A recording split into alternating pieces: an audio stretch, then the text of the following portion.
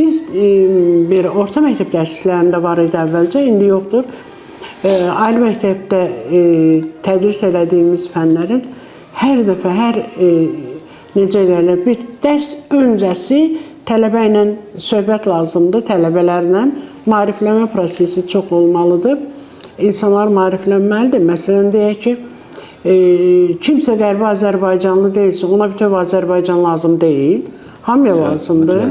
Bu bir. İkinci, evli uşaqlar tarixi başa düşmürsə, əlbəttə başa düşürlər, əlbəttə oxuyurlar, əlbəttə maraqlıdırlar.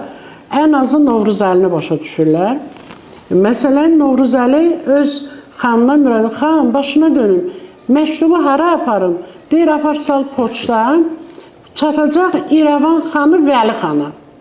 İrəvan xanı Vəli xana. Yəni bu uzaq bir 17-18-ci əsr, 16-cı əsr deyildi ki, 20-ci əsrin əvvəlləri idi. İrəvan xanı da Vəli xanı idi. Ona görə bizim torpaqlar məhz həmin dövrlərdə müxtəlif hiləgərliklə, fırıldaqla, güclə, güc zor tətbiq etməklə torpaqlarımız işğal altına keçdi və düzdür, bunu belə başa düşürlər ki, bu əbədidir, amma əbədi ola bilməz. 5 yaşında uşağı indi dindirsən, uşaq mütləq deyəcək, mən Qərbi Azərbaycanlıyam, mən Dərələyisi, mən Göyçəliyəm, mən nə bilim, dilcanlıyam və s. Yəni, heç kim öz soyunu, kökünü unutmur.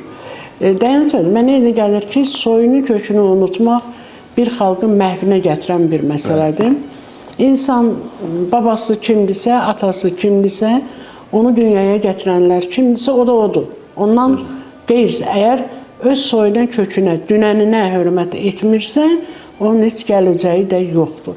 Ona görə də gələcəyə də o inamlı addımlarla getmək üçün necə Qarabağ istəyinə, arzusuna, həsrətinə son qoyuldu, eləcə də Qərbi Azərbaycan arzusuna bir gün istəyinə, həsrətinə bir gün mütləq son qoyulacaq.